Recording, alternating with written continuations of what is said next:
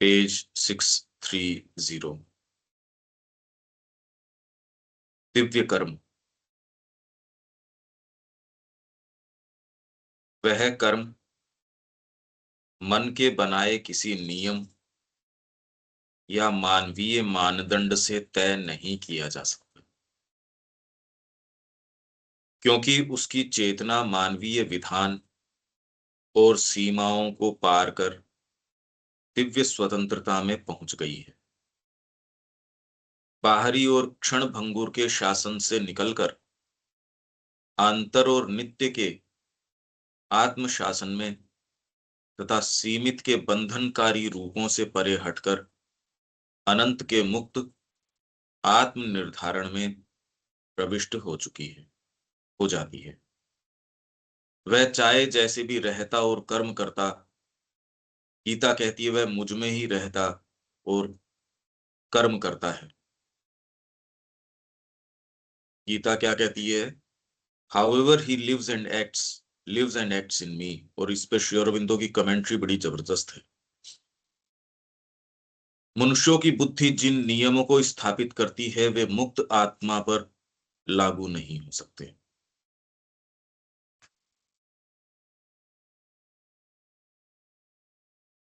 उन लोगों द्वारा अपने मानसिक संस्कारों और पूर्वाग्रहों के जो बाहरी मानदंड और परीक्षण निर्धारित किए जाते हैं, ऐसे व्यक्ति का मूल्यांकन उनके आधार पर नहीं किया जा सकता। वह इन दोषपूर्ण न्यायाधिकरणों ट्रिब्यूनल्स के संकीर्ण क्षेत्राधिकार से बाहर होता है। इसका कुछ महत्व नहीं कि वह सन्यासी का वेश धारण करता है अथवा गृहस्थी का भरा पूरा जीवन बिताता है। वह उन कार्यों में अपने दिन बिताता है जिन्हें लोग पवित्र कहते हैं, या फिर संसार की बहुमुखी क्रियाओं में। वो अपना जीवन किस तरीके से बिताता है इसका महत्व नहीं। वह अपना जीवन बुद्ध, ईसा या शंकर के समान मनुष्यों को सीधे ही प्रकाश की ओर ले जाने में लगाता है, अथवा जनक की भांति राज्यों का संचालन करता है, अथवा श्री कृष्ण की भांति एक राजनीतिज्ञ या सेना नायक के रूप में लोगों के सामने उपस्थित होता है। वह क्या खाता पीता है, उसकी आदतें या प्रवृत्तियां क्या हैं, वह सफल होता है या असफल, उसका कार्य निर्माण का है या विनाश का, वह किसी पुरातन व्यवस्था का समर्थन या उसका पुनर्संस्थापन करता है अथवा उसके स्थान पर नई व्यवस्था की स्थापना करने का श्रम करता है। क्या उसके संगी साथी वे लोग हैं जिनका मान करने में मनुष्य हर्ष अनुभव करते हैं, अथवा वे लोग हैं जिन्हें उसकी श्रेष्ठ धर्मपरायणता का भाव बहिष्कृत और अपमानित करता है? क्या उसके समकालीन लोग उसके जीवन और कार्यकलाप का अनुमोदन करते हैं, अथवा उसे मनुष्यों को कुमार्ग पर चलाने वाला और धार्मिक, नैतिक या सामाजिक पाखंडों को उत्तेजित करने वाला कहकर उसकी निंदा करते हैं? जैसे श्री अरविंद ने अपनी पत्नी को लिखा है ये पत्र के अंदर, तो कहते हैं, तू कहती है कि किन्हीं लोगों ने, किसी बदमाश लोगों ने मेरे को बरगला दिया है, मेरे को भ्रमित किया है। पर मैं आपको बताता हूं, वो लोग बदमाश नहीं है, बदमाश तेरा पति है जिनने उन लोगों को बरगला दिया है। कि ये जो पढ़ रहे हैं इसके कोई बाहरी स्टैंडर्ड ही नहीं है। ये सारे स्टैंडर्ड तोड़ दिए ये जगत के। वह मनुष्यों के निर्णयों या अज्ञानियों के निर्धारित किए हुए नियमों के अनुसार नहीं चलता। वह एक आंतरिक वाणी का अनुसरण करता है और एक अदृश्ट शक्ति से चालित होता है। उसका वास्तविक जीवन भीतर होता है, जिसका वर्णन इस प्रकार किया जा सकता है कि वह ईश्वर में, भगवान में, अनंत में रहता, गति करता और क्रिया करता है। पर यद्यपि उसका कर्म किसी बाह्य नियम से संचालित नहीं होता, तो भी एक नियम का पालन तो वह करता है जो बाह्य नहीं होता। वह नियम किसी व्यक्तिगत कामना या लक्ष्य से प्रेरित नहीं होता, अपितु वह संसार में एक सचेतन क्रिया का और अंततः एक सुशासित क्रिया का भाग होता है, क्योंकि वह आत्मशासित दिव्य क्रिया होती है। गीता निश्चयात्मक रूप से कहती है कि मुक्त मनुष्य का कर्म कामना से परिचालित नहीं होना चाहिए, अपितु लोक के संग्रह, भगवान कहते हैं लोक संग्रहार्थ, लोक संग्रह के लिए होना चाहिए। उसके शासन, मार्गदर्शन तथा प्रचालन तथा इसे इसके नियत पथ पर बनाए रखने की दिशा में होना चाहिए। इस उपदेश का यह अर्थ किया गया है कि क्योंकि संसार का एक ऐसा भ्रम अथवा माया है, संसार एक ऐसा भ्रम अथवा माया है जिसमें अधिकतर मनुष्यों को रखना ही होता है। क्या कह रहे हैं? इस उपदेश का यह अर्थ किया गया है, जनरली जो कमेंटेटर्स हैं, लोक संग्रहार्थ, तो वो क्या कहते हैं? अरे भाई, इन लोगों को किसी चीज में तो एंगेज रखना पड़ता है, तो भगवान इनको लगाए रखता है, मोह माया में लगाए रखता है, परिवार में लगाए रखता है कि लगे रहेंगे ये काम के। तो ये आपके अच्छे से अच्छे जो कमेंटेटर्स हैं वो इस तरीके से गीता का इंटरप्रिटेशन करते हैं। तो हम ये दिव्य कर्म समझ रहे हैं, एक बार ये पढ़ जाते हैं और फिर बाद में इसको लेते हैं भी क्या अर्थ है इसका। क्योंकि संसार एक ऐसा भ्रम अथवा माया है जिसमें अधिकतर मनुष्यों को रखना ही होता है, चूंकि वे मुक्ति के अयोग्य होते हैं। अरे भाई, ये ऐसे ही है, ये ऐसे ही चलेगा। उसे बाहरी रूप से इस प्रकार कार्य करना चाहिए कि वह सामाजिक नियम द्वारा उनके लिए निर्दिष्ट आचारिक कर्मों में उनकी आसक्ति को दृढ़ बनाए रखे। सारे सन्यासी थोड़ी हो जाएंगे, सारे ये थोड़ी हो जाएंगे। अब भगवान का काम ऐसे भी किया जा सकता है और भगवान ने उनको कहा होगा। अच्छा, ये तो चलो सामान्य तरीके हैं, पर जो बहुत जो सोच समझ वाले लोग हैं, सो कॉल्ड, उनका इंटरप्रिटेशन गीता का देखो। और श्री अरविंद कह रहे हैं आधुनिक मन और गीता, मतलब आधुनिक मन यहां तक चला गया जो विवेकानंद को तो कह रहा हाँ ये आदमी ठीक है, और उनके गुरु को कह रहा नहीं इसमें अकल नहीं है। रामकृष्ण जी को तो वो बता रहे हैं कि ये आदमी भ्रमित है, और विवेकानंद जी को कह रहा नहीं ये ठीक है, दरिद्र नारायण की बात करता है। तो ऐसी बुद्धि से क्या आप आशा रखते हो कि वो आपको भली बात कह सकता है? लगभग के यही है, विवेकानंद तो समझ में आता पर रामकृष्ण की बात नहीं करते। आप देख लो। और जो डायरेक्टली कह पाते हैं वो कहते हैं भाई ये आदमी ठीक है, कम से कम अपनी बात इसने रखी, इसी के कारण भारतीय संस्कृति आगे गई है, रामकृष्ण के कारण थोड़ी गई है। हम में भी ये बात भरी हुई है, कहाँ है वो, हम टटोलो अभी। यदि ऐसा ही हो तो एक हीन और तुच्छ नियम होगा, और प्रत्येक उदात्त हृदय व्यक्ति इसका त्याग कर अमिताभ बुद्ध के दिव्य व्रत, भागवत की उत्कृष्ट प्रार्थना और विवेकानंद की उत्कट अभिप्सा का ही अनुसरण करना चाहेगा। परंतु यदि हम इस भाव को स्वीकार करें कि यह संसार प्रकृति की एक दिव्य रूप से परिचालित गति है, जो भगवान के अंदर उत्पन्न होकर ईश्वर की ओर ईश्वरोन्मुख गति करती है, और इसी कार्य में गीता के ईश्वर कहते हैं कि वे निरंतर रत रहते हैं, किसमें? लोक संग्रहार्थ। चाहे स्वयं उनके लिए ऐसी कोई अप्राप्त वस्तु नहीं है जो उन्हें अभी प्राप्त करनी हो, तो इस महान उपदेश का गंभीर और सत्य आशय हमारे सामने प्रकट हो जाएगा।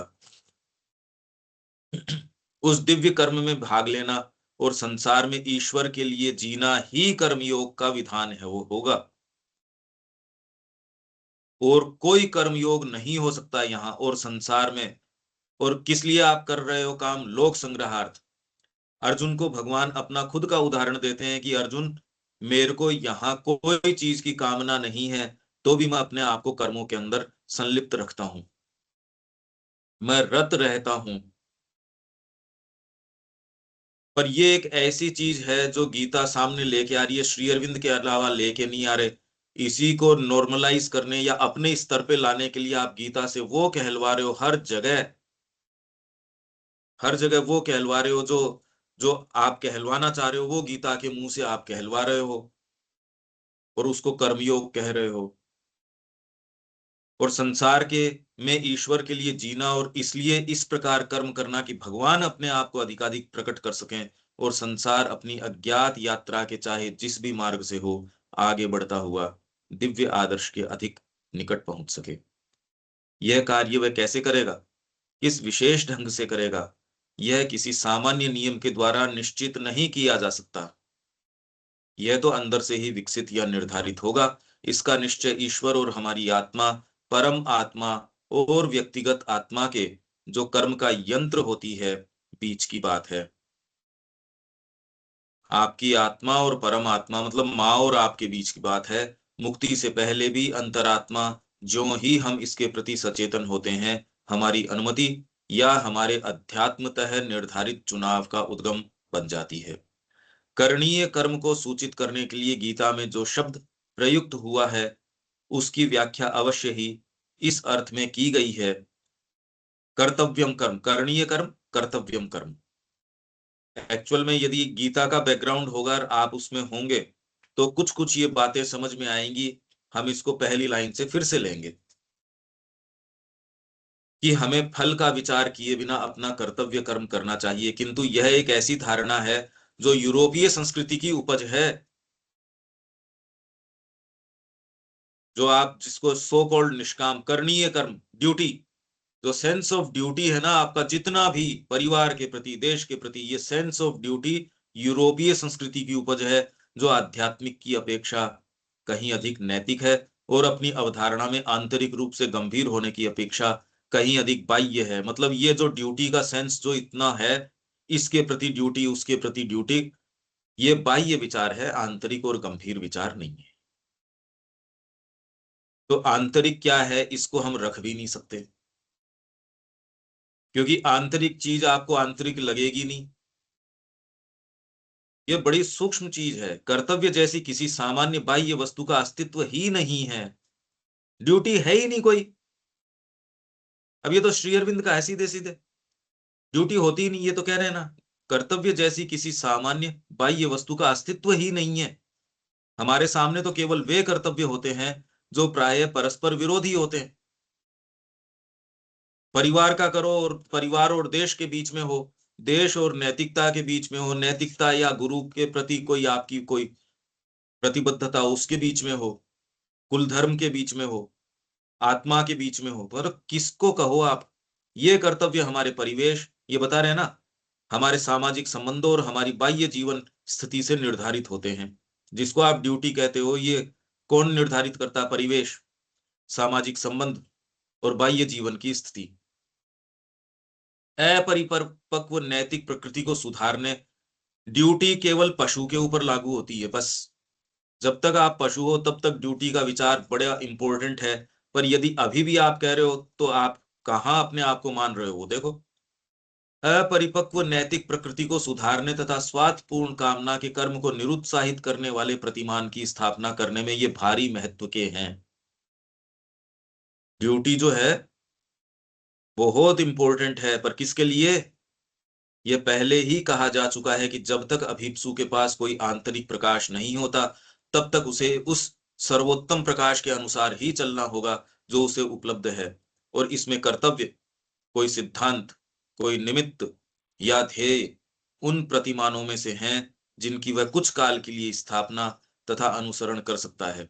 परंतु यह सब होते हुए भी कर्तव्य कर्म बाह्य चीजें हैं। तिलक तक की कमेंट्री के अंदर वो इसको बहुत ऊंचा बताते हैं, ड्यूटी, और इसी को पूरा कर लो तो आपकी सारी चीज, इसको करने से वो कह रहे हैं लास्ट तक सर्वधर्मान भी हो गया और ये भी हो गया और वो भी हो गया। ये है अंतर श्री अरविंद का। जो अब आपको ये कहा जाए कि जी गीता के बारे में कहो, कौन समझेगा? आज तो समझने की कैपेसिटी खत्म हो गई, चिंतन की कैपेसिटी खत्म हो गई। वो वाली जो बातें जो जो प्रचलन में है ड्यूटी की ओर की, जो तिलक कह रहा है, वो सारों को खूब रास आती है। उनको क्यों नहीं भाएगी? ये बताओ मेरे को। वही बातें भाएंगी। और श्री अरविंद यहाँ कहीं शब्द में अब तो कोई किंतु परंतु है नहीं है, बिल्कुल स्पष्ट है।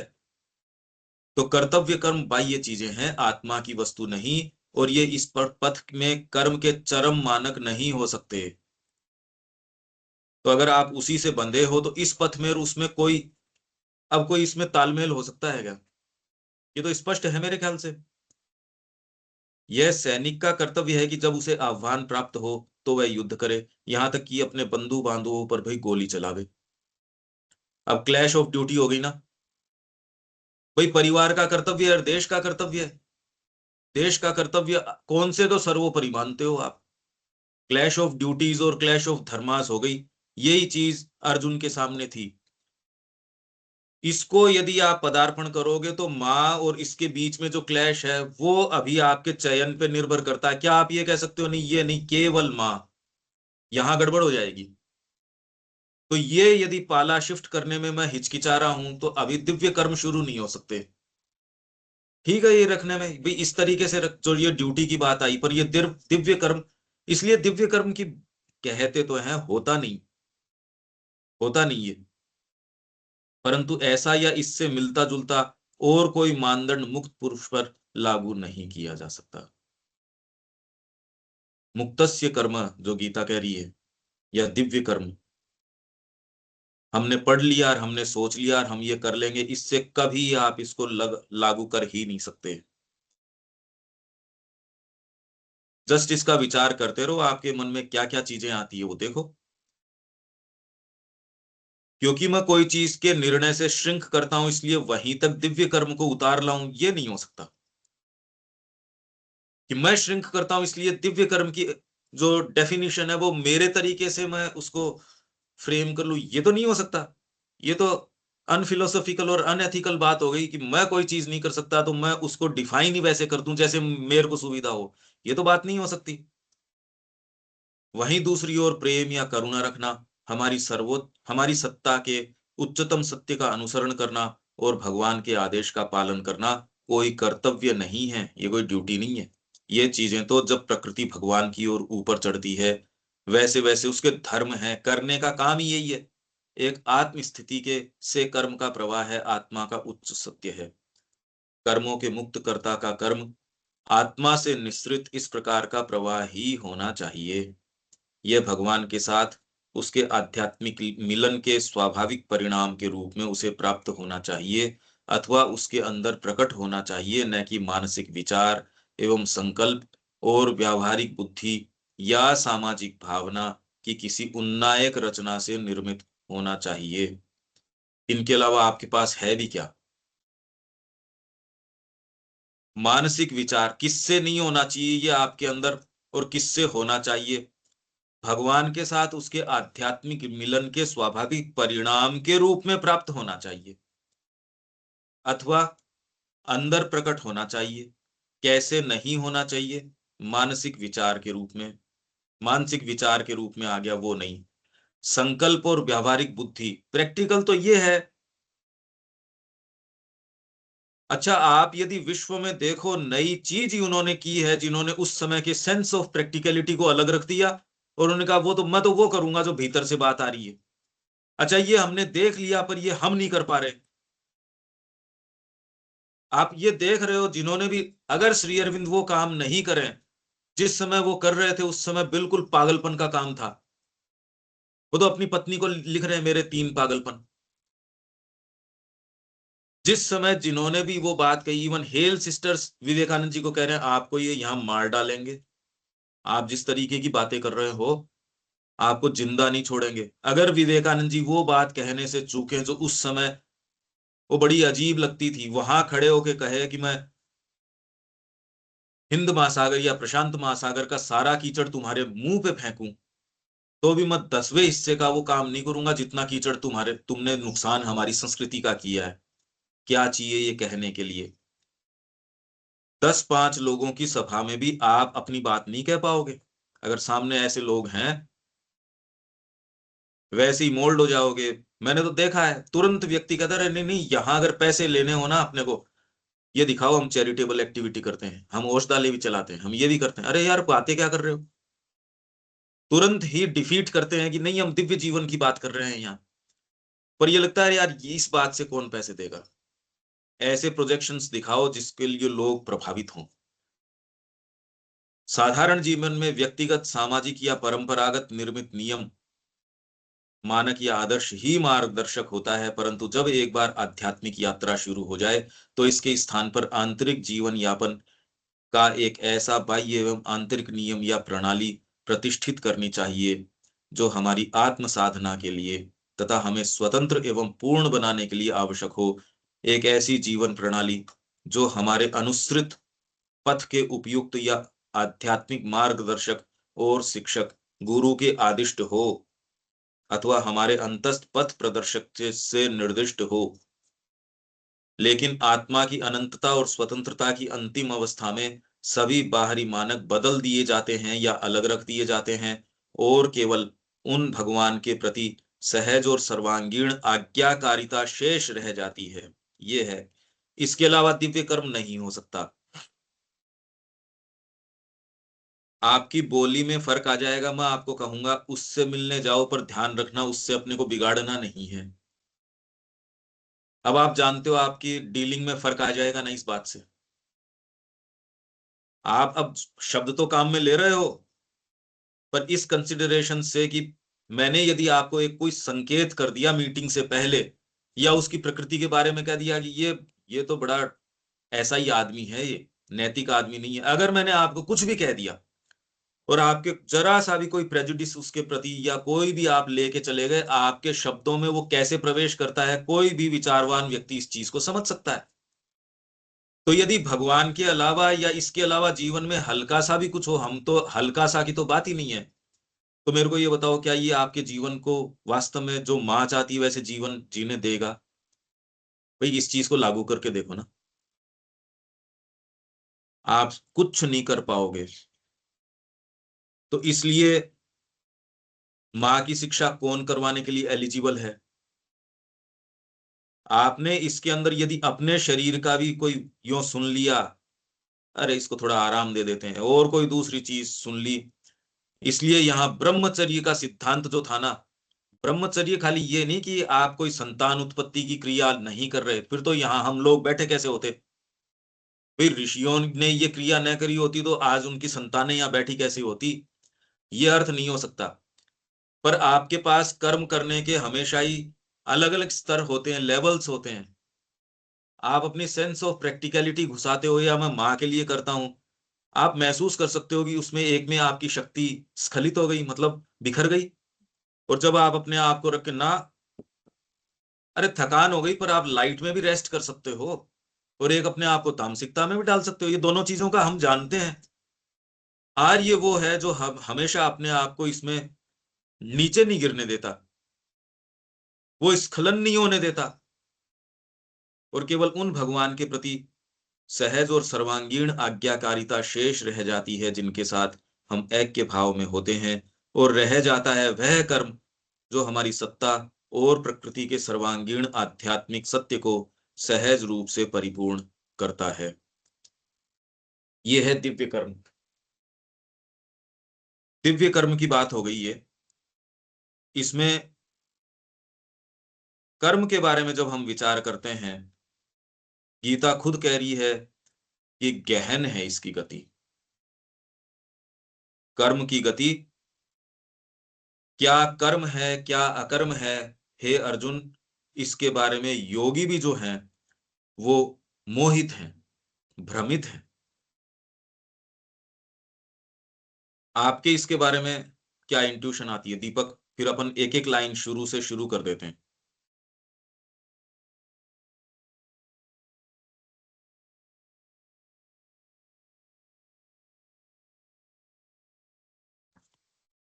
अब इसमें तो ये बात तो सारी सही है जो अपन कर रहे हैं, जो सारी बात है वैसे तो बड़ी क्लियर और ऑब्वियस है कि हमारे एक्शंस, हमारी कर्म, उनके मोटिवेशन, ये सारी चीजें।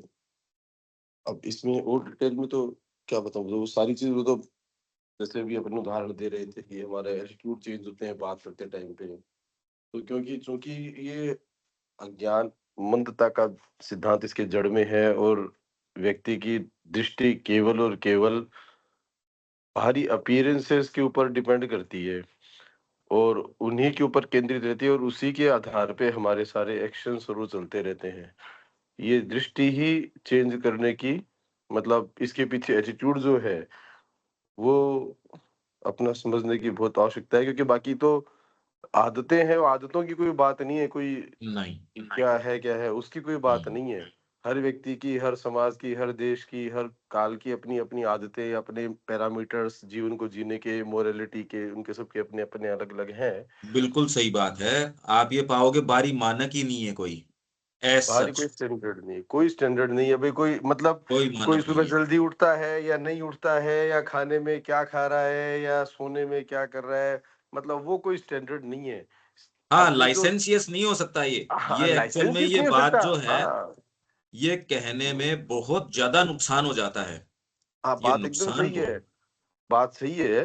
वो लाइसेंशियस जीवन नहीं जी सकते, वो बात एकदम सही है कि भाई अब कोई बच्चा है वो सुबह जल्दी उठ के पढ़ना चालू करता है, कोई रात को लेट तक पढ़ता है, लेकिन ऐसा नहीं कि वो पढ़े ही नहीं, साहब रात को भी नहीं पढ़ो और सुबह भी नहीं, वो एक अलग बात हो गई।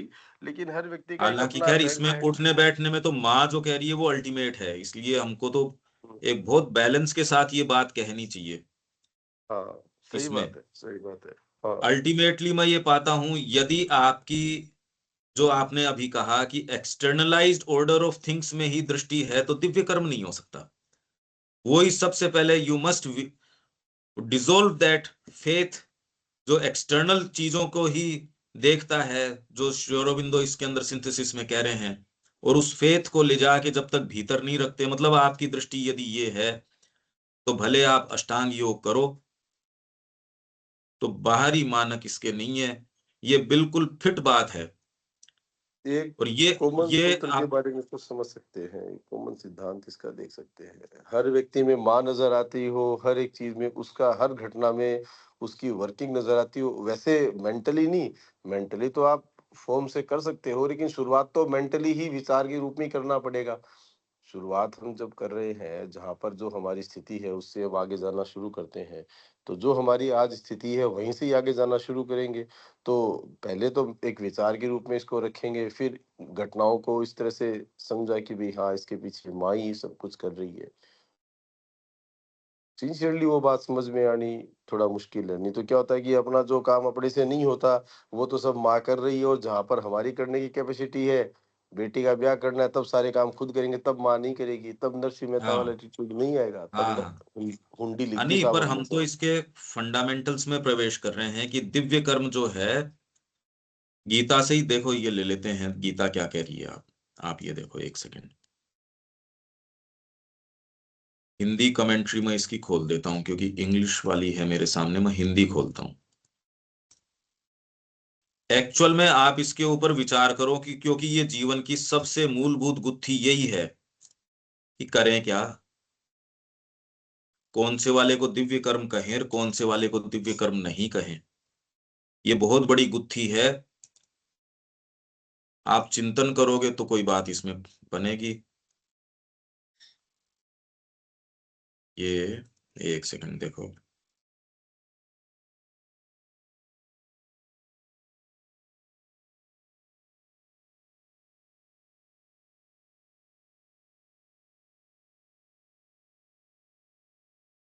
इंग्लिश का पेज नंबर मेरे सामने, एक सेकंड की है। ये चौथे अध्याय का 17वां श्लोक।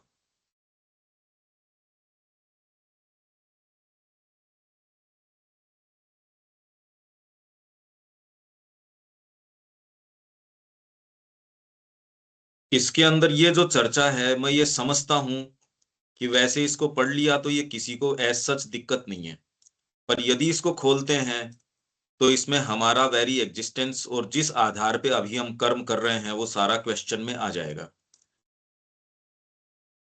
तो अब जो है सो श्री अरविंद ने यहाँ साफ साफ कह दिया। बाकी तो जो कमेंट्रीज हैं जो गीता से, वो ही सो कॉल्ड ड्यूटी, ये पश्चिम का विचार है, भारत का नहीं है ये। तो जो पश्चिम का विचार है, हम सारे उसी से प्रभावित हैं। हालांकि अभी तो ड्यूटी भी नहीं है। ये आ गया आपका पेज,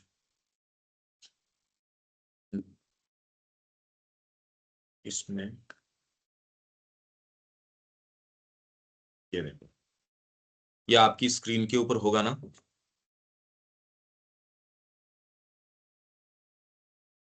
अनिल जी, दिखता है क्या आपको स्क्रीन पे? हाँ, आ रहा है, आ रहा है। 16वां ये, श्लोक। हाँ, गीता को जो आप जिस तरीके से जनरली लेते हो, आता है क्या? अभी तक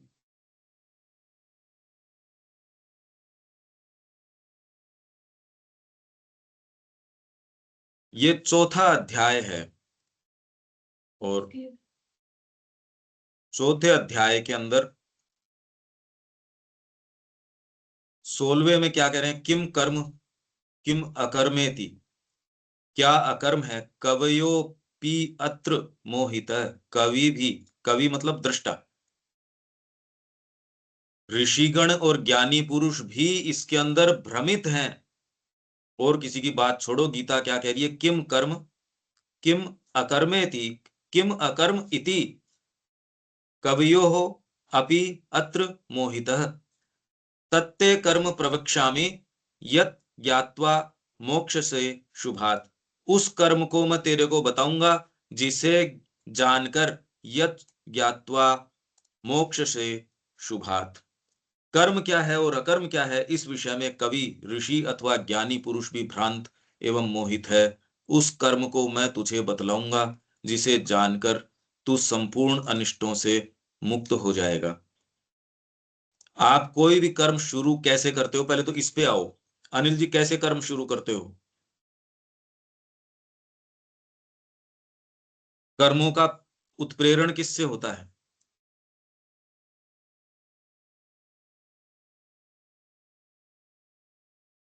कर्म करने का उद्देश्य कुछ पाने के लिए, कामना। कामना, मतलब बेसिक तो वही है कि मतलब कुछ इच्छा है, ये चीज मेरे को चाहिए, जब भी वो कर्म के लिए प्रेरित होगा। अदरवाइज तो कर्म का तो मतलब स्टार्ट वही से, गति बनेगी उसी में। दो आधार हैं, अच्छा। एक तो कामना और एक भय। ये नहीं करेंगे तो इससे होने वाला नुकसान आप तोलते हो। ये प्राप्त करने से तो ये होगा, अगर ये कर्म नहीं करता तो जो इससे नुकसान होना है वो भी अपने को प्रिय नहीं है, तो ये कर्म कर लेते हैं, या यांत्रिक रूप से करते हो। अब ठीक है, किसी कई चीजों का पता नहीं, प्राप्त भी नहीं करना पर यंत्रवत भी कर रहे हैं। तो आपको चालित करने के लिए यदि नैतिक विधान, समाज के विधान ये नहीं दिए जाएं तो आपके पास, आप शांति से रात को सो नहीं सकोगे। अभी आपको एक सेंस ऑफ कि हाँ मैंने अपनी ड्यूटी परिवार के लिए, इनके लिए कर दी तो मैं सही हूं, ये अगर आपको सेंस ऑफ ये आ जाए कि नहीं, ग्लानि बोध आ जाए, आप कैसा रहेगा? पाप और पुण्य का बोध यदि नहीं लगाया जाए नैतिक अनैतिक का आपको यदि सेंस नहीं दिया जाए तो आप कैसे काम करोगे, ये बताओ।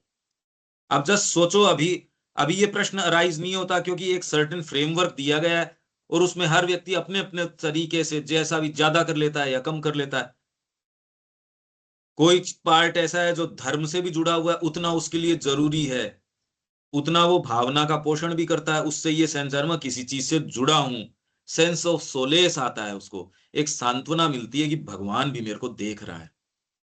ये सारी चीजें तो है ही, ये सब चीजें हैं, पर ये आपके कर्म को मुक्त नहीं करती। आप कर्म के बंधन में हो। ये सब देखते हुए पहले तो गहराई से ये विचार करो, अभी कर्म आपका शुरू ही कहां से होता है? कर्म के मानक क्या हैं अभी? तो आप ये पाओगे बस यंत्रवत चले जा रहे हैं अभी तो। और पाश्चात्य संस्कृति ने आपके कर्म का आधार आपके शरीर की सुख सुविधा बना दिया है। सब टोटल जो है, शिक्षा का क्या उद्देश्य बता रहे हैं अब? ज्ञान प्राप्ति तो उद्देश्य कोई रहा नहीं अब शिक्षा का, कि जी ज्ञान प्राप्त कर रहे हैं ना। किसी भी हाँ, वो बच्चे से पैसा, पैसा कमा मतलब अब आपको बस जो है, हाँ पैसा कमाना है, अगला अर्थ जो भी चीज है, मतलब मेन जो है आपका वो वहां हो गया, पर ये पाना है सबसे ज्यादा। हाँ बस। तो ऐसे के अंदर कर्म का को डिफाइन करने वाली चीज भी अभी तो नहीं है। कर्म तो आपकी लोवेस्ट जो चीज है उसको सेटिस्फाई करने का साधन है। यंत्रवत कर रहे हैं, कुछ पता नहीं। यदि अभी आप देखोगे, आप रख ही नहीं सकते कि कर्म ऐसे करना है। आप रखो तो सही भाई शब्दों में, वो तो शुरू से इसमें एक पहली लाइन से ले लेंगे। तो ये गीता क्या कह रही है, कर्म क्या है और अकर्म क्या है, इस विषय में कवि, ऋषि अथवा ज्ञानी पुरुष भी भ्रांत एवं मोहित है। उस कर्म को मैं तुझे बतलाऊंगा जिसे जानकर तू संपूर्ण अनिष्टों से मुक्त हो जाएगा। कर्मणो ह्यपि बोद्धव्यम, बोद्धव्यम च विकर्मणः। अकर्मण्यश्च बोद्धव्यम। 3 चीज बता दी यहाँ, कर्म, विकर्म और अकर्म। तीनों जान तू, ये तो कर्म है, ये विकर्म है और ये अकर्म है, ये भी बोद्धव्यम। बोद्धव्यम जानना चाहिए, प्रत्यय लगाया है ना, बोद्धव्यम। गहना, कर्मणो गति ही, कर्म की गति बड़ी गहन है अर्जुन, मतलब जंगल के समान है। कुछ नहीं पता कि ऐसे कदम रखो, ऐसे बैठो, इतनी बजे उठो, इसका कोई मानक नहीं है। आप निर्धारित कर भी नहीं सकते ये मानक। आप तो गलत ही मानक निर्धारित करोगे, इससे डिलीवरेंस हो सकता है क्या? आप कुछ भी उल्टे लटक जाओ, सा इससे डिलीवरेंस नहीं हो सकता। दीपक ठीक कह रहा था अभी, बारी मानक नहीं है, पर यदि आप कहते हो तो तामसिक व्यक्ति उसको लपकने के लिए तैयार ही है कि हाँ वो तो, अरे इतने हम जो हैं सो ही हैं, अब क्या कहें। तो ऐसे के अंदर कृष्ण प्रेम वाली बात हमको हमेशा ही सामने रखनी चाहिए। ये मेंटल एटीट्यूड की भी इससे नहीं होगा, उससे नहीं होगा, नहीं। कृष्ण प्रेम ने कहा कि मैं नौ सुखिया अभी कौन होता हूं, मैं तो इन टोटो स्वीकार करता हूं। और आज जब सारे अनुशासन खिड़की से बाहर फेंक दिए जाने की स्थिति में है, मैं संपूर्णतः अनुशासन को स्वीकार करता हूं। तो ये कहना कि सुबह उठने से और उससे नहीं होगा, तो आप तो शुरुआत ही इस तरीके से कर रहे हो। फंडामेंटली वो आदमी जो करेगा वो बहुत ज्यादा गंभीर करेगा, पर अभी खतरनाक है ये स्टेटमेंट वैसे तो। अनिल जी, शुरू ही कैसे करो आप? किया जा सकता है क्या कि कोई भी तरीके जस्ट विचार करके देखो, दिव्य कर्म शुरू किया जा सकता है क्या? कैसे करो? आपके अपने पास कोई स्टैंडर्ड हो सकता है क्या? अपने पास तो क्या स्टैंडर्ड होगा, वो किसी चीज को फॉलो करके ही तो करोगे ना, मतलब भाई कहीं कुछ समर्पण के बताया गया सिवा उसको या करो। गुरु की इच्छा हाँ, के बिना या भगवान से एक होके, यही गीता कह रही है। इसके अलावा कोई स्टैंडर्ड बताओ। और ये वाली अब चीज हम अपना, करना नहीं चाहते, क्योंकि हाँ ये तो खुद आपके का, जो स्टैंडर्ड्स हैं ड्यूटी के और के, वो रिवर्स हो जाएंगे। ये कह रहे हैं कोई ड्यूटी एग्जिस्ट ही नहीं करती, ये कह रहे हैं अस्तित्व ही नहीं है ऐसी कोई चीज का जिसको आप ड्यूटी कहते हो। अच्छा, ये बात आपने एट हार्ट ले ली, तो अब क्या करना चाहिए आपको? इसलिए एट हार्ट हम लेते नहीं, मानसिक रूप से वो बातें कहते हैं जो आपको कह रही है अनुशासन में मत रहो। सहज आपको सुविधा है ये कहने में, बाकी ये कहने में सुविधा नहीं है, अरे ड्यूटी माँ की है मेरे, और कोई दूसरी ड्यूटी मेरे ऊपर लागू नहीं होती। मेरे ऊपर शरीर पे, प्राण पे, मन पे और किसी चीज का अधिकार नहीं है। पहले तो ये कहो कैसे, फिर आगे मैं करूं क्या? ये बड़ी बहुत ज्यादा पजलिंग चीज है एक। करो कैसे इसको, कैसे किया नहीं जाए? वो तो बिल्कुल, अब जो भी आपके सामाजिक सिस्टम बंधन जो भी, किसको भी कुछ भी कहोगे तो उसको तो ब्रेक थ्रू करना ही पड़ेगा, मतलब दोनों चीज साथ साथ तो नहीं चल सकती ना, बिल्कुल सही है वो तो। मतलब एक वही हो गया कि फाला बदलना पड़ेगा, मतलब ये तो भाई प्रायोरिटी नहीं है, ये प्रायोरिटी है। अब उसको द्वंद तो चलेगा बिल्कुल, जब तक कि हाँ, आप पर नहीं तोड़ सकते। ऐसा समाज जिसके अंदर भगवान न हो, वो समाज क्या है? हाँ, भगवान से वो आपके विहीन जो आइडियल फिर समाज वो है, होने चाहिए, जब ही वो जाओगे ना कृष्ण उसे। प्रेम कह रहे हैं कैन ओनली बी ब्लडी। वो कह रहे हैं हम्म। वो तो ब्लडी है एकदम।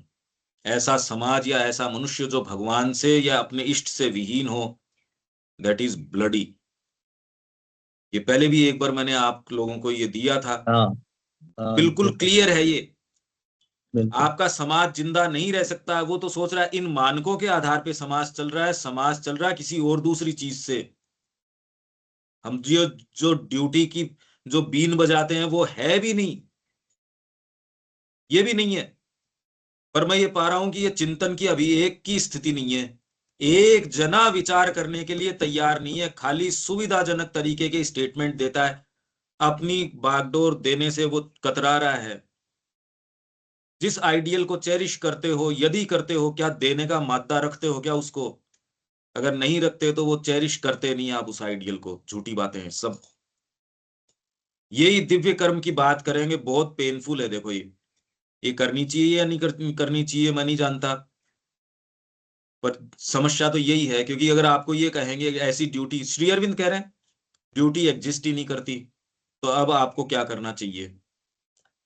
व्यक्ति को कर्म के स्वरूप को जानना चाहिए और विकर्म अर्थात विपरीत कर्म के स्वरूप को भी जानना चाहिए। तो ये नहीं कि मैं लेट उठता हूं तो भी ठीक है, ठीक नहीं है। आप अपनी आध्यात्मिक नियति को हनन कर रहे हो। 2 मिनट लेट आ रहे हो तो हनन कर रहे हो आप। ये तो माँ कह रही है, अगर माँ को आप पढ़ते हो तो वो 4 ऑस्टेरिटीज 4 लिबरेशन रखो अपने सामने, और वो क्या मांग कर रही है देखो तो सही। और अकर्म के स्वरूप को भी जानना चाहिए। 3 चीज बता दी इन्होंने, कर्म, विकर्म और अकर्म। क्योंकि कर्मों का मार्ग घने वन के समान और उलझन वाला है। संसार में कर्म एक गहन जंगल के समान है, जिसमें मनुष्य अधिक से अधिक अपने काल के विचारों, अपने व्यक्तित्व के मानदंडों और अपने परिवेश के अनुसार ठोकरें खाता हुआ चलता है। इसलिए मैं पूछ रहा हूं, क्या आप साहस करते हो क्या कि आप किस तरीके से चल रहे हो अभी? बातें करना एक है, जस्ट आधार संभालो अपना, कर्म का आधार क्या है। और वो जो चीज वो कहती है ना भैया इसके ऊपर नहीं, इसको टच मत करने दो, वहां सुविधा के तरीके से कहते थे नहीं इससे तो क्या होगा, आपने तो ये भी कर लेते हैं। या यूं कहें वह चलता है अनेक कालों के विचारों, अनेक व्यक्तित्वों के मानदंडों और अनेक सामाजिक अवस्थाओं के नैतिक धर्मों के अनुसार, जो कि एक दूसरे से अस्त व्यस्तता में घनिष्ठ रूप से मिले हुए हैं। आप यदि वास्तव में इस सेंटेंस को, जो गीता कह रही है, जो श्री अरविंद कह रहे हैं, इसको ले लो। अब इस सेंटेंस के आधार पे अब जगत को देखो कैसा नजर आता है, क्या नजर आता है, क्या आधार रहा, कर्म का क्या आधार नजर आता है। इसलिए वो दूसरे क्या कह रहे हैं, जो श्री अरविंद अभी कह रहे थे, आपके अच्छे अच्छे जो विचारक हैं, भाई ये कुछ लोग हैं वो तो इसमें प्रवेश कर जाते हैं, उनको तो आप डिवाइन वर्कर कहते हो। बाकी लोक संग्रह का मतलब ये है भी हम लोगों को भगवान ने लगाए रखा है इस काम के अंदर। यही कह रहे थे अभी श्री अरविंद। हम वापस सेंटेंस पकड़ लेंगे, अगर आप साहस करो तो हम एक एक सेंटेंस पकड़ लेंगे और आपसे स्ट्रिक्ट होने की मांग करेंगे। इसके जो अर्थ हैं वही अर्थ निकालो, अपनी सुविधा से नहीं निकालो। और अब देखो इसके क्या मायने निकलते हैं।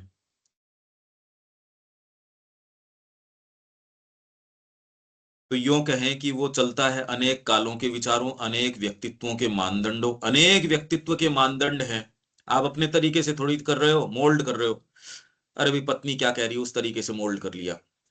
मेरे शरीर का तो ये है भाई अच्छा लगता है मेरे को, अब अंगूर बढ़िया लगते हैं तो ये तो अब लेजिटिमेट ठहरा लो इसको। चाहे एक चीज मेरे को है कि ये करना चाहिए या नहीं करना चाहिए, पर अब तो बातें इतनी हैं, वो बारीक बारीक बारीक बारीक चीजों का एक जमावड़ा आपके चारों तरफ रहता है। इसलिए बात अंगूर की, खाने की, सोने की, उसकी नहीं, ये बात तो ये है कि ऐसा जमावड़ा आपके चारों तरफ है। यदि आपकी संकल्प शक्ति या आपकी निष्ठा इस तरीके की न हो कि जो इसको एकदम से अलग कर दे, तो इस जमावड़े में से, मतलब आपके चारों तरफ स्वॉर्म ऑफ दीज थिंग्स है, अगर आप महसूस कर सको। इसीलिए व्यक्ति कहता करें कैसे। तो कैसे कैसे चलता है, अपने व्यक्तित्व के मानदंड है, परिवेश के अनुसार ठोकर खाता हुआ चलता है। एक में ठोकर लग गई, दूसरे में, क्योंकि आप ड्यूटी भी कितनी निभा रहे हो, किसकी निभा रहे हो? देश की ड्यूटी निभा रहे हो क्या? आपका व्यापार देश के अंदर कोई इजाफा कर रहा है या उसके अंदर पोल्यूशन फैला रहा है? आप कौन से धर्म का पालन कर रहे हो ये तो बताओ अभी। आप किसकी ड्यूटी बजा रहे हो? देश की बजा रहे हो क्या? मानव जाति की ड्यूटी बजा रहे हो? किसकी बजा रहे हो फिलहाल? अनिल जी किसकी ड्यूटी कर रहे हैं अभी? परिवार की? परिवार की कर रहे हैं क्या, या समाज की कर रहे हैं? अभी किसी की भी कोई वैसे तो नहीं कर रहे एक्सक्लूसिवली, तो क्या कर। अब पता नहीं, भाई वही है कि गहन है, ये तो जंगल के समान है, कुछ नहीं पता इसमें। अब जिसमें वो कुछ क्या है, प्राणिक कुछ कोई चीज मजबूत होती है वो फिर बाद में अपनी कोहनी मार के जगह बना लेता है। कुछ जिनमें करने का कुछ थोड़ा भाव बहुत बना होता रहता है। है, इसलिए कर रहे हैं, बस कुछ कर रहे हैं, ये एक कंसोलेशन के लिए कि हाँ कुछ कर रहे हैं, बस वो चल रहा हाँ बस, बाकी कुछ नहीं पता। अभी तो विचार की स्थिति ये है कि यदि अपन ये कह दें जी हम ये करेंगे, तो अपने ही लोग कह देंगे कौन पढ़ता है आजकल। आजकल पढ़ने की क्षमता नहीं। ये कह के आप क्या कहना चाह रहे हो? हाँ, तुरंत विरोध होता है उसका। अपन ही कहते हैं, वो कोई दूसरे थोड़ी होते। पढ़ता कौन है हाँ, आजकल? वो अपना ही रिफ्लेक्स सेक्शन आता है उसमें एकदम। तो जो समाज की समस्याएं हैं या और है, आप यदि चिंतन नहीं करोगे तो फिर आगे कैसे करोगे? ये मेरे को इसका तरीका बताओ अनिल जी, अगर आप चिंतन नहीं करते तो। हाँ, नहीं, नहीं करेंगे फिर तो मैकेनिकल चल ही रहा है ना, फिर तो तो कोई बात नहीं ही हो नहीं है। सकता। हाँ बिल्कुल, वो तो चिंतन नहीं आपको कर रुक रहे, के। वो एक कारण हाँ। से है क्योंकि आपकी निम्न प्रकृति प्रभावी है, इसलिए आप चिंतन नहीं करते। हाँ, वो तो फिर आप ड्रैग हो रहे हो, बस चल रहा है। और चिंतन करने के लिए, सही मार्ग निर्देशन के लिए मां श्री अरविंद के अलावा और कहीं आपको मिल नहीं सकता। वो वाणी मेरे को समझ में आती नहीं। वो तो किताब खोलती हाँ। उबासी आती है मेरे को। अब बताओ, ये तो वर्तमान स्थिति है सबकी। हाँ, पर आप रुक के जब तक नहीं देखोगे तो है ही नहीं ना। बाकी तो बह ही रहे हो, तो बहने में तो फिर अच्छा, फिर बात ही आप खत्म ये होगी। कहते हो कि अब क्रांति ले आएंगे हम। कोई ऐसी चांस स्थिति नहीं में है। हम क्रांति ले आएंगे? तो मैकेनिकल चल रहा है, उसमें कैसी क्रांति आएगी? है ना ये बात? पर यही अपन कह देंगे, देखो आप वही बात रिपीट कर रहे हो अभी जो आपने उस दिन कही थी। हम बड़ी अजीब फिक्स के अंदर है, बात उसकी नहीं है, ये हमारे साथ धोखा चल रहा है ये। आप समझो इस हाँ, बात बस को।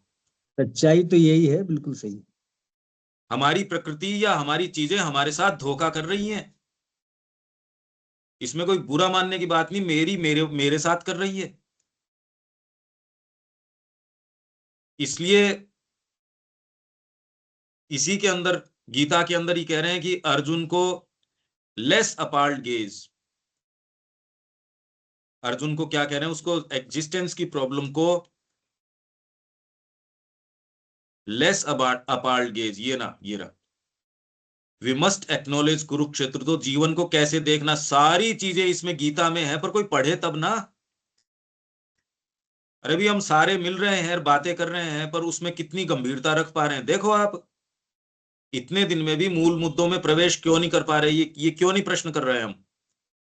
जब एक्चुअल कर्म की बारी आती है तो वहां खाली इंप्रेशंस मिलते हैं, मेरे क्लैरिटी नहीं है कर्म में कि ये करना चाहिए और ये नहीं करना चाहिए। बिल्कुल क्लैरिटी की ये कर्म है, ये अकर्म है, ये विकर्म है।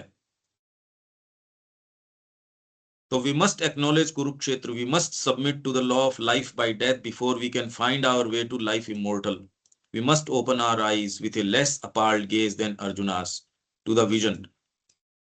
तो फिर अपन इसके ऊपर आते हैं, ये क्या कह रहे हैं? अनेक व्यक्तित्वों के मानदंडों और अनेक सामाजिक अवस्थाओं के नैतिक धर्मों के अनुसार, जो कि एक दूसरे से अस्त व्यस्तता में घनिष्ठ रूप से मिले हुए हैं।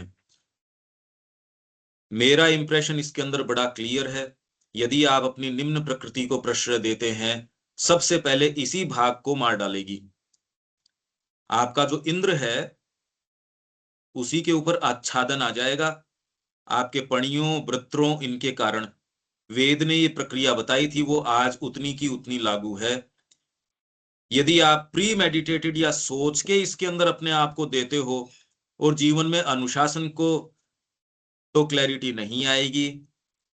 आप बस एक्टिविटीज करेंगे, वो एक्टिविटीज अच्छी हो सकती हैं, आप यहाँ आश्रम में रह सकते हो, और बात छोड़ो। कहने को आप एक अनुशासन का पालन कर सकते हो, क्लैरिटी नहीं आएगी जीवन को लेके, डिसाइसिव एक्शन नहीं होगा।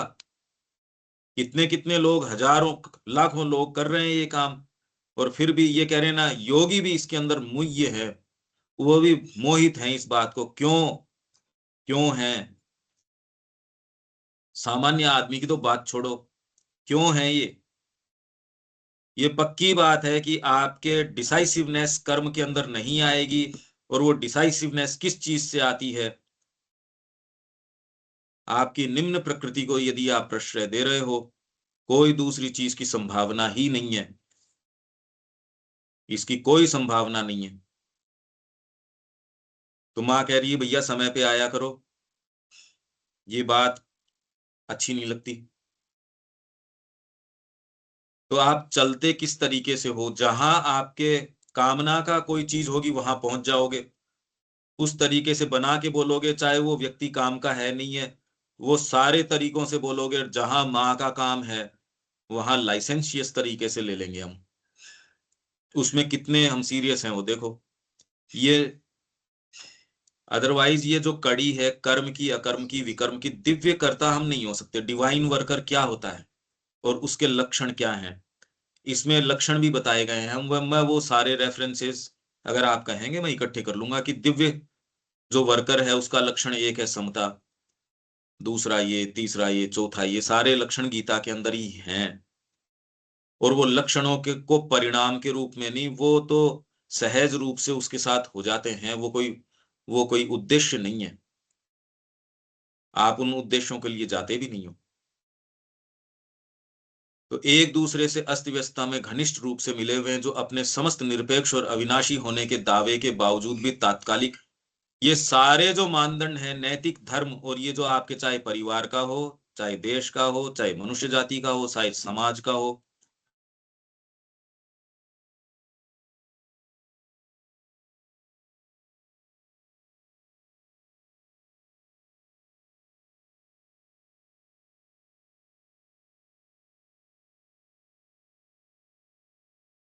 हेलो, हाँ, डिस्कनेक्ट हो गया था बीच में। बीच में कनेक्शन चला गया। हम्म, ये सबसे इंपॉर्टेंट डिस्कशन है दीपक, और हम्म, अपने को अब कम से कम इसके लिए जो करने की आवश्यकता है उसको बिल्कुल साफ साफ चीज को एटलीस्ट कम से कम मेंटली रखने की स्थिति में आनी चाहिए, और इसके बारे में चिंतन सारे समय हमारे ग्रुप का चलना चाहिए। नहीं तो डिसाइसिव एक्शन करने से हम चूक जाएंगे, और मां श्री अरविंद का जो महत् कार्य है उसके लिए क्या करना चाहिए, इंप्रेशंस बने रहेंगे और हमारी प्रकृति हमको झांसा दे देगी, ये नहीं होना चाहिए। तो ये आगे क्या कह रहे हैं, ये सारे दावे आपको क्लेम्स जो हैं वो तात्कालिक और रूढ़िगत ही होते हैं। चाहे आपको वो समस्त निरपेक्ष और अविनाशी होने के दावे के बावजूद आपको ये जो नैतिक धर्म है, ये सेंटेंस समझो, अनेक सामाजिक अवस्थाओं के नैतिक धर्मों के अनुसार हम कर्म करते हैं। अरे भाई ये नहीं करेंगे तो देखो समाज के अंदर नुकसान हो जाएगा।